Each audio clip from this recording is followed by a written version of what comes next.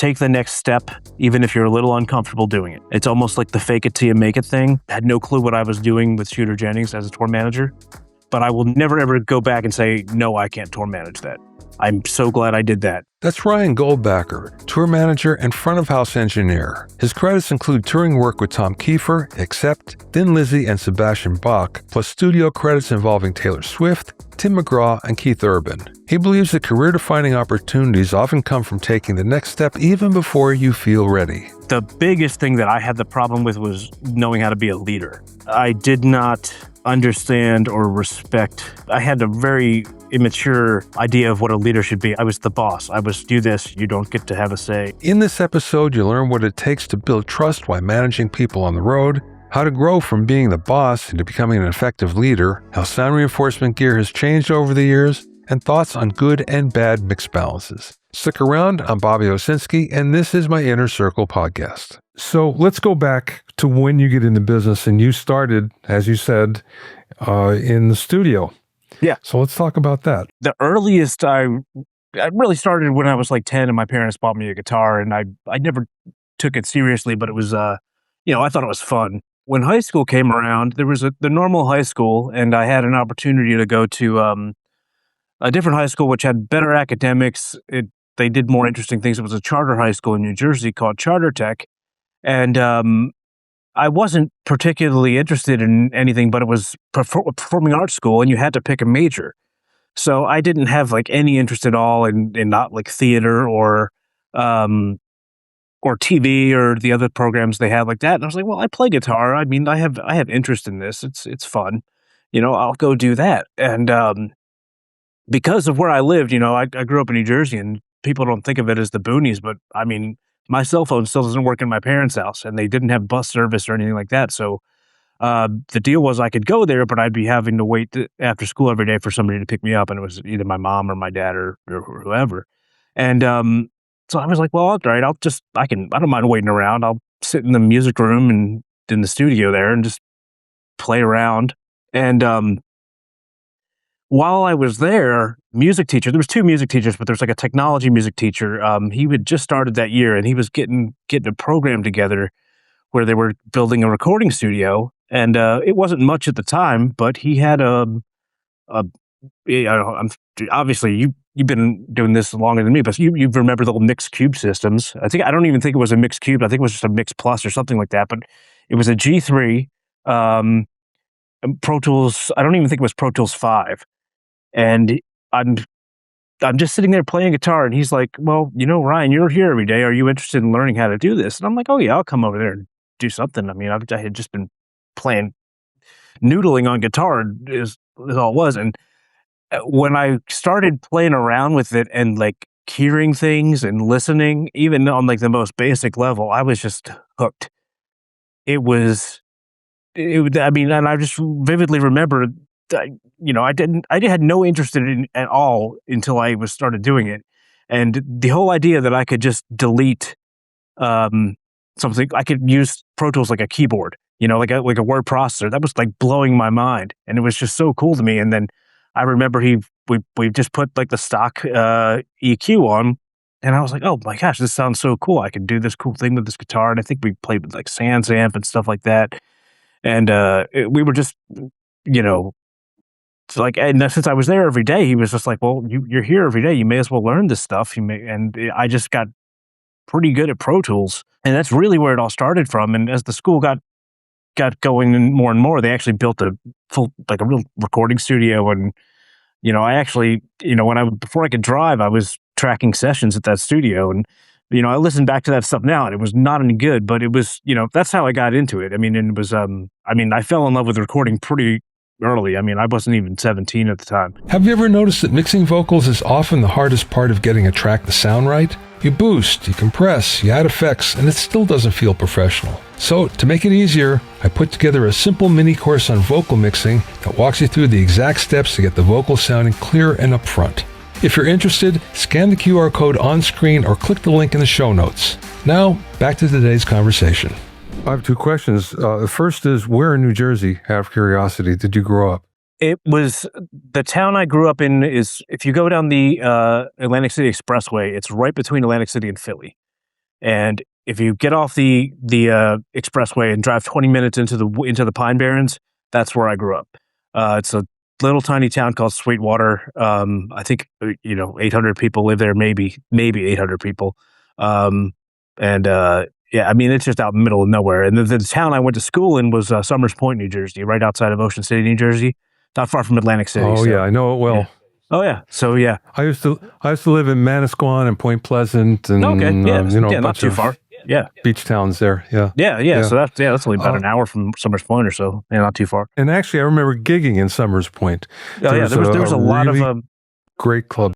yeah. Well, that's kind of how I got into live sound when I was summer came around and the music teacher there was a killer guitarist, Lou London. I don't know if you know who he is, but he played in this band called the Bubba Mac Blues Band, and that was like the main club in Summers Point. And he got me a job there doing live sound, and that's how I got into live sound and realized I like doing that too. But yeah, that's kind of the nuts and bolts of it. I like turning knobs and making things sound good from, I was young.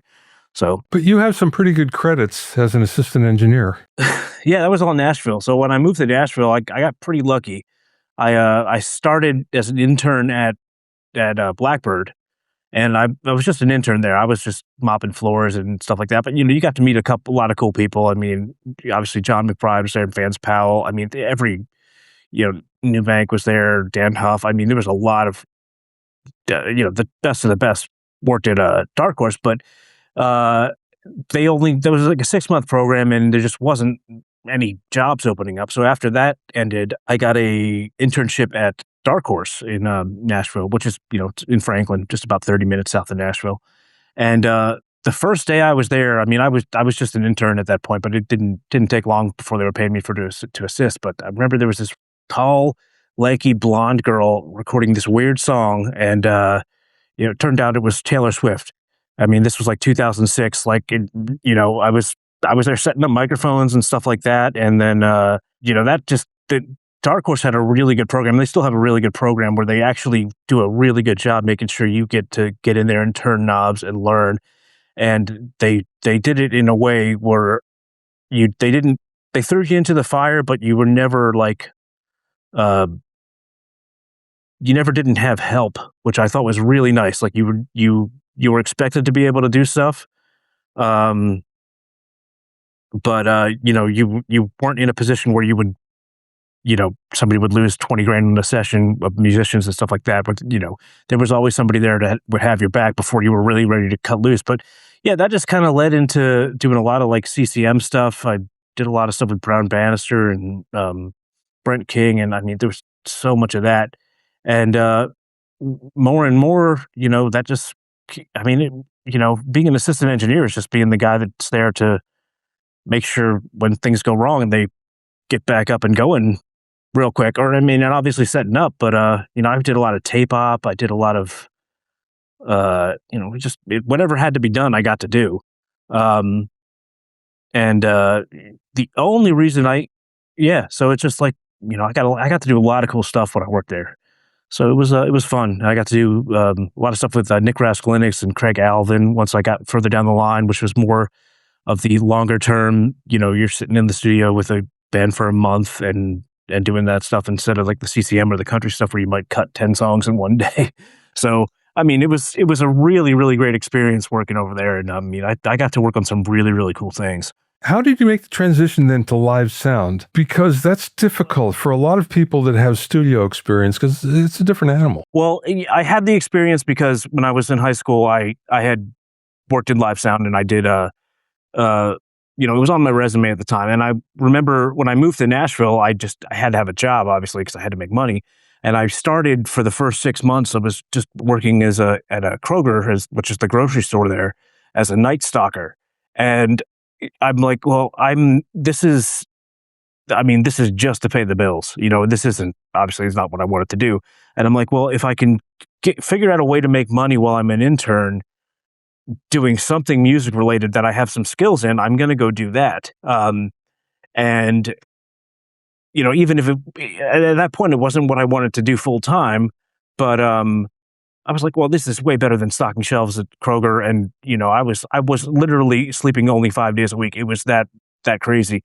And so yeah, I got a job at this venue. It's gone now, but it was called the Wild Horse in Nashville, and it was, a really good venue. I mean, and I didn't know, I didn't really, compared to the guys that had worked there, I really didn't have a whole lot of experience, but it was great because I got to meet a ton of people, and a lot of that led into me doing more sessions at Darkhorse because I would, you know, find bands that just wanted to record, and I mean, that gave me an opportunity to figure out how to do things my way when how to get things sounding good the way I wanted to do it. Because as an assistant, you're just kind of I mean, I worked with a lot of engineers that let me have a lot of input, but you're at the end of the day, you're working for the producer and the engineer. You got to represent what they want. So it was really cool to be able to go to Darkhorse and on the time off, or on the downtime when nobody was in the studio, they would let you do whatever you wanted. And, I'd bring a band in there and I would try stuff that, you're not supposed to try. This microphone's not supposed to go on here. Well, I'm going to do it anyway and see if I like it or not. And, it was just like, it's a great learning experience, just, getting into that world and just, really being able to listen. But anyway, so and then the way the studio stuff came around is the live sound stuff came around. So it got to the point where all the big studios, really, people were building them in their own house, and Darkhorse was still doing okay. I mean, you know how it is. A lot of studios are gone. Even some of the best studios that were here in Nashville when I started here, they don't exist anymore. So, and I was never like a creative person. It was never fun to me to create or anything like that. So I didn't really have that creative bone in my body. I'm like, well, I got to make a living. I want to, I don't want to be a producer. It's kind of, that all is kind of producer, engineer, musician is all kind of coming into one thing.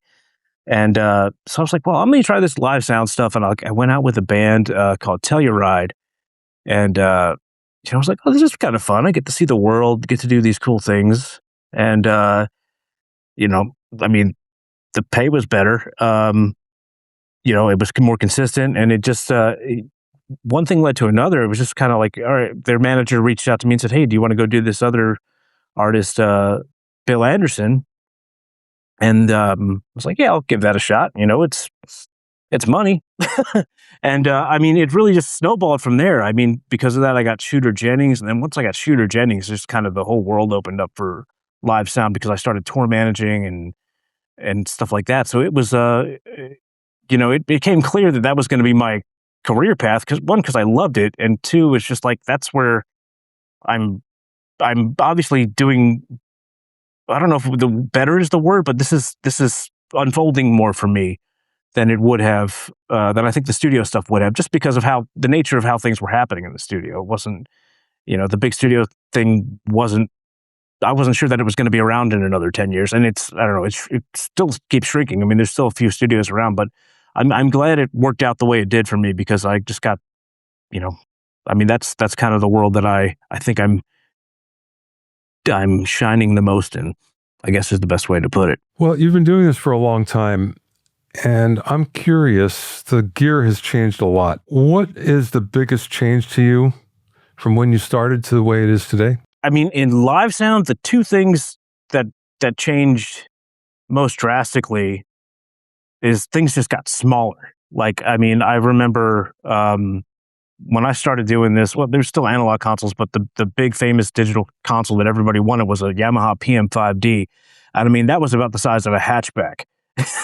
And it was 48 inputs, and I mean, it was huge. And now I have this tiny little Allen and Heath console that's like literally a 19-inch rack space, and it's 48 inputs, and it's technically even more. So it's like that's the biggest thing. But things just they sound better than they used to. Like those old consoles, they used to just kind of ring like I mean, how like an old 888 used to just kind of have that harsh sound where they really did a good job getting consoles sounding better, which I'm glad they did. But yeah, that's the biggest thing. I mean, the technology just shrunk, really, is what it came down to, and it makes things a lot easier. When you first started, were line arrays big at the time? They were just getting to the point where you would see them. I would say, like, I was in the transition of when everybody really wanted them. I would still see plenty of point source rigs, uh, just because it doesn't make a whole lot of sense if the rig is in good shape. You're not going to spend all the money to put a line array in. But when that went away, uh, everybody went to line arrays. Vertec was really big. I mean, there was obviously D&B had VDOS, and that was really popular, but that was still really expensive. There weren't as many brands out there as there are now that are really good. So it was still an expensive investment to make, but uh like, yeah, I really came in like right when the 850s were kind of like coming out, going away, and the Vertec was in.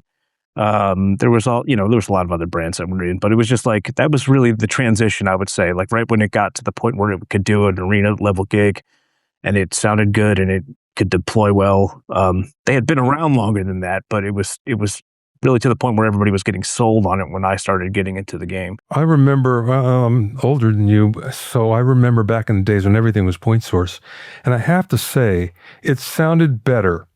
Now, from the standpoint that it was a nightmare to set up because you basically had a lot of boxes that had to be set up, and it wasn't nearly like a line array. So when line arrays came in, I understood it, but it's like, well, does this actually sound better or not? Now I think it's to the point where they pretty much nailed it. They did get it down, and I for a long time I would prefer point source over uh, line array. But like now, if you have like a modern K2 rig or D&B or Cohesion or Adamson, they really do have it down. But a lot of it comes down to the software even more than even the box design. And I don't know that much about that. I'm not a systems tech guy. But the current tour I'm on now is with Tom Kiefer, and we only about a week ago we had an old Nexo rig, and that was the first time I mixed on a point source rig in a long time, and I got to say it was really nice to do that. Like I could totally understand not wanting to set it up, and the sight line issue is definitely a problem, but it did sound better. I mean, you're not wrong. Incredibly inefficient, incredibly heavy, but yeah. I have a beef with live sound engineers. What it is they tend to, and I'm just using a blanket they at this point, certainly not you, but what I tend to hear that I don't like is there's so much emphasis on the kick drum and on the drums in general, and so much less on everything else that it tends to be, there's a drummer with the kick and everybody else on stage. And so the mix is not up to what I would expect it to be. Now, that being said, when it's good, it's great generally.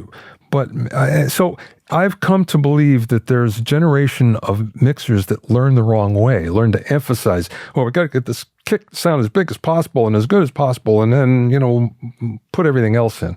Am I off on this? No, I don't think so. I don't think so. And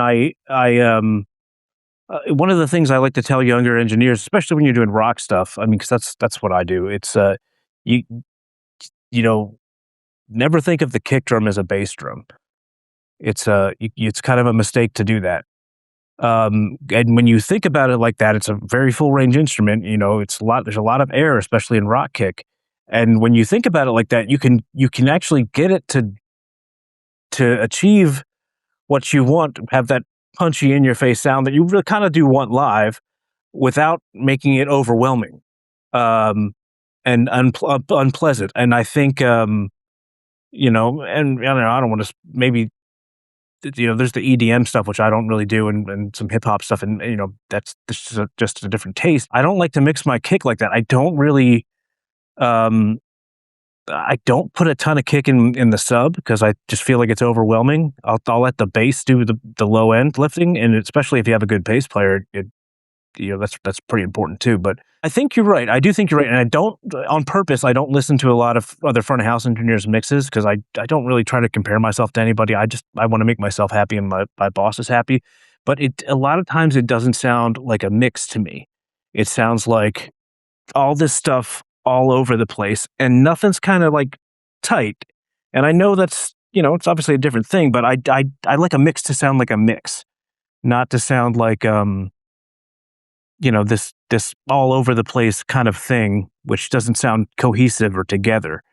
Um, and I mean, at the end of the day, I tell everybody, like, when a lot of times people will say, well, that mix sounded like crap and the vocals were really too loud. And like, you always got to remember the guy mixing isn't mixing for, they're mixing for the crowd, but they're also mixing for the person in the middle of the stage signing their check. So you got to do what they want. But, yeah, I do think you're right on that. I think it's like it's a lot of times you just kick, snare, and vocals like crazy loud. And it's like, that's not a mix. That's you know, When I first started, and granted it was in the Stone Age of this, what I was taught was the quietest things on stage, which is vocal or acoustic instruments or whatever, they would get the most focus, figuring out how to make those sound good and then build everything around those because they have to support them.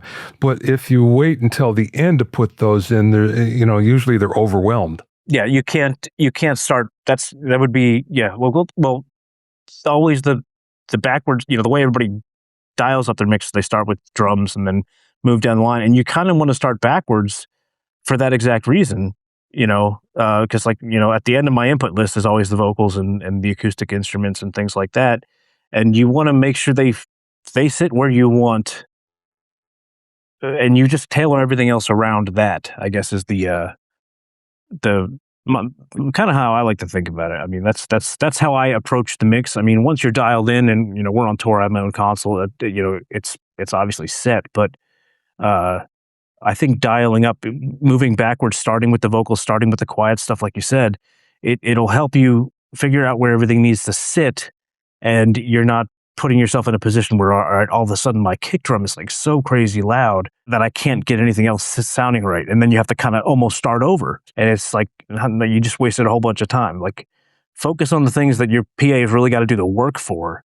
And then you can fill it in with the rest of that stuff. Yeah, we have the same thing in the studio with bad mixes that usually everybody, when they first start, they'll mix all the music and then try to put the vocals in, and there's no space by then.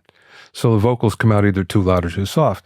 So what I always tell everybody, get the rhythm section working and then put your vocal in and then build around that. And usually the vocal stays at the right level. Now that's what works in the studio. Even with tracking, I mean, like it was, the players play different when there's a good rough vocal. They play around it instead of through it, I think. And I always felt that was like really helpful. Even with really professional musicians, they have something to understand how to come in and out of things. It just helps. Yeah, but yeah, it's I mean, in every kind of music, unless it's just instrumental, like the vocal is the focal point, and you got to worry about making sure that fits. Everything fits around that, because if you can't hear the vocal, nothing really matters.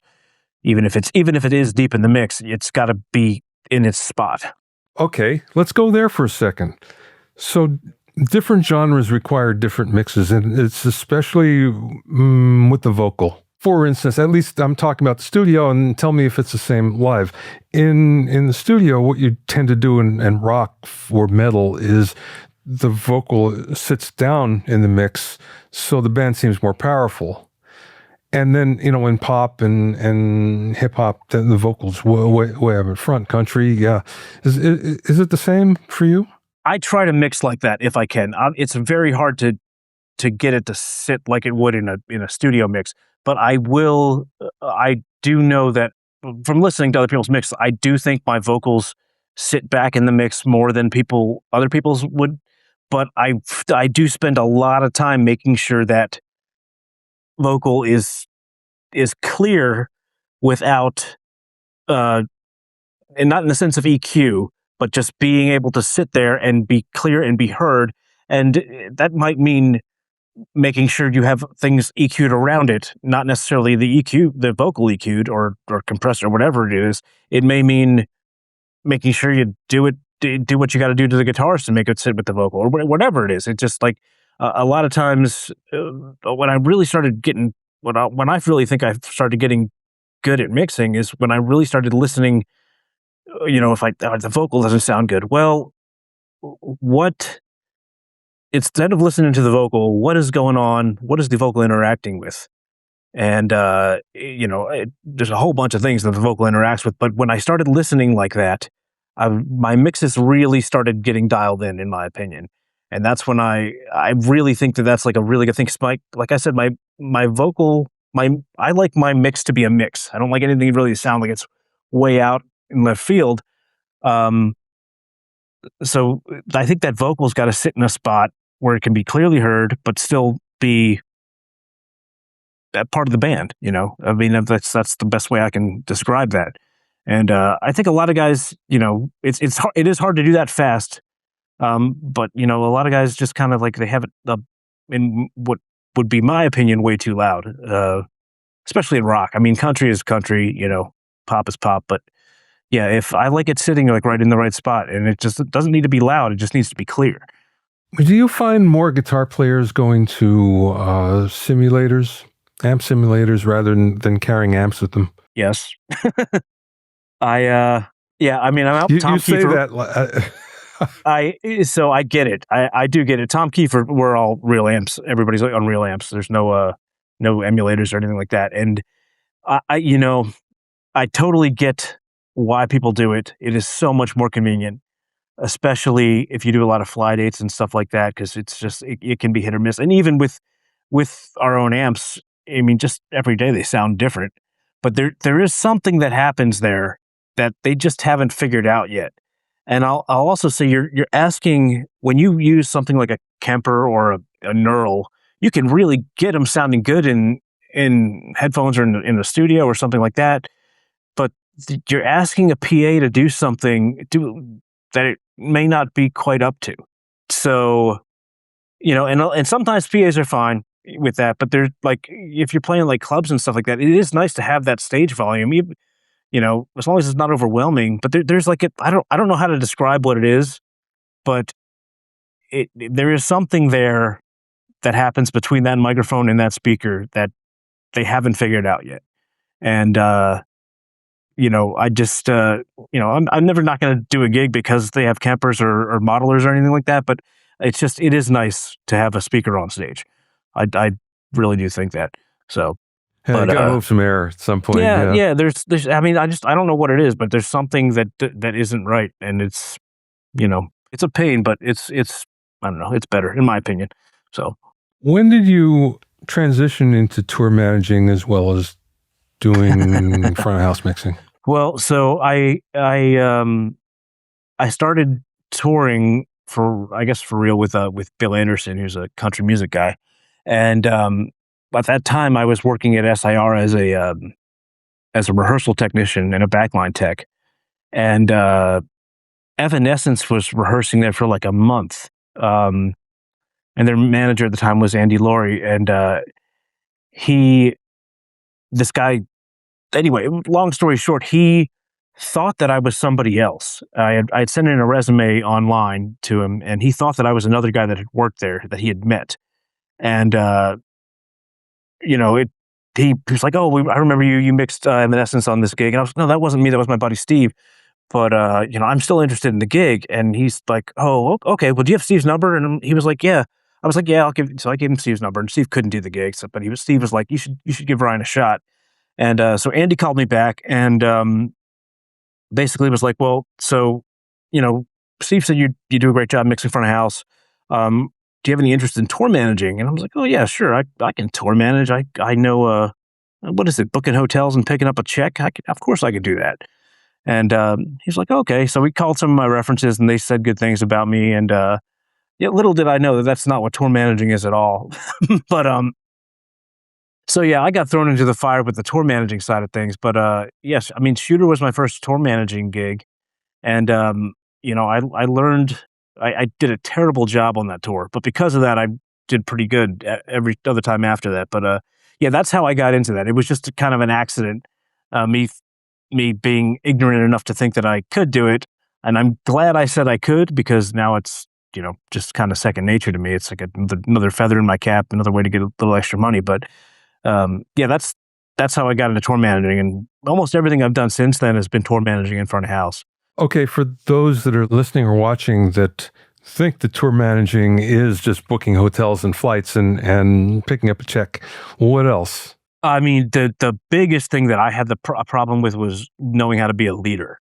I did not understand or respect. I kind of, I had a very immature idea of what a leader should be. I was the boss. I was, do this. You don't get to have a say. I mean, it was mostly with the band. Me and Shooter did pretty good together, but the band, I was, they would have. Now I know they were reasonable requests, but I was like, I kind of had the, oh, you should be grateful you got a job type thing. It was ignorant, dumb stuff. Um, so that was my biggest thing. Um, you need to understand that any professional knows their place. And you need to understand how to communicate with them, make them know that they're valued. Sometimes make them understand that you're doing everything you can for them. I didn't do a good job at that because I would, even when I would have their back, I would not make it clear that I was doing things for them. So my that is the biggest hurdle I had to get over with my second tour managing gig is knowing how to be a leader, knowing how to make the band aware that I have their backs. I am working with them, understanding that they know how the whole game works. And honestly, the Shooter guys knew better than me. But it's just that's the biggest thing. I mean, I didn't know how to settle shows. I'm sure I cost Shooter tens of thousands of dollars. I have no idea.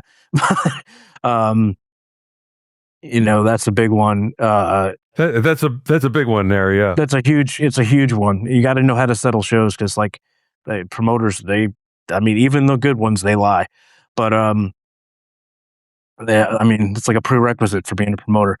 But yeah, I mean, the biggest thing is leadership, making sure and never being afraid to say you don't know. I had a hard time with that. I had a hard time going to management saying, I need help here. I need somebody to help me. And when I would do that, it was never a problem. Like, oh, we got your back. You need somebody to help you book flights. It was never an issue. And I always thought that every time I was going to go do that and ask for help, I would look like I didn't know what I was doing. But people, generally, people in this business, they have your back, and you should never be afraid to ask for help or say you're overwhelmed or anything like that. That I would say that is my biggest piece of advice to people that ever want to be a tour manager. Don't be afraid to ask if you have a question, because you're just going to make yourself, if you don't know, you're going to make yourself look like an idiot. People are going to figure it out. So you figure it out the hard way. So do you have a favorite venue? it really depends on the type of venue. There's a lot of cool venues. I mean, I guess if we're going in the States, I mean, Red Rocks is really cool. God, I can't remember the name of the venue. Probably the coolest venue. It was in Budapest. I think it was Budapest Park or something like that. It was not something that I had ever heard of before, but it was one of the most fun venues I ever mixed. It was like one of those half outdoor, half indoor venues. It wasn't like a shed, but it was a really, really cool place. Small clubs. I'm trying to think. Honestly, one of my favorite clubs to mix is in Nashville. It's the Brooklyn Bowl in Nashville. That's one of the better sounding venues club venues I've ever mixed front of house in. Is there one that you have trouble with? I'm not going to say the name of the venue because I got friends there. I respect them. It's nothing that they do wrong, but there's like there's two venues that really come to mind, and they're in New York and LA. And they're famous. But inevitably what happens there, and I don't like to blame a venue for my mixes or anything like that, but it is so difficult to get things sounding good in those places that I will tell management I would prefer not to do a gig at this venue because of that. Because like I can deal with it if we're in the middle of nowhere or some other city or something like that, just because I know there's going to be 10,000 industry people in New York and LA. And if it doesn't sound good, it's going to get back to the artist. And I mean, I know what I'm doing. But it's just one of those things where you're just fighting so hard in some of these places. And there's other venues right down the street that are great. That will make the artist look better, that will make you look better. that maybe just don't have the name that kind of everybody wants to hear. So, and that's nothing against anybody that works at these places or anything like that. I mean, I hope that they don't ever go away or anything like that, but I will, it just makes it so it's not fun and you're so stressed out. Yeah, it's just it's like not no their matter fault. what. Yeah. No, it's nobody's fault, and it's so stressful already especially when you're tour managing and doing front of house. You're dealing with so much stuff in LA, and New York, and Nashville too. It's like on that day you're so stressed out. You just need to be able to deal with a good sounding venue and make sure it's going to be all right because everybody's watching you and everybody's got their eyes on you, and it's just like I don't want the artist to look bad. I don't want to look bad myself, and I just want everybody to have a great show. If I'm so flustered and so worried about it and I'm having to deal with that and I can't do all the other stuff, it's just not going to be good for anybody.